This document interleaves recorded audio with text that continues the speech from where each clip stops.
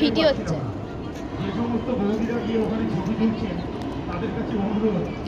এখন বাজে কটা?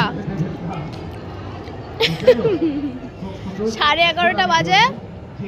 আমরা আইসক্রিম খেতে এসেছি। আইসক্রিম চিবিয়ে খাই, কেউ দেখেছো? আমরা খাই। আমরা এলিয়েন। আমাকে একটু দেখা। এবার মঞ্চে আসছেন যিনি, এই লাইটে আসো।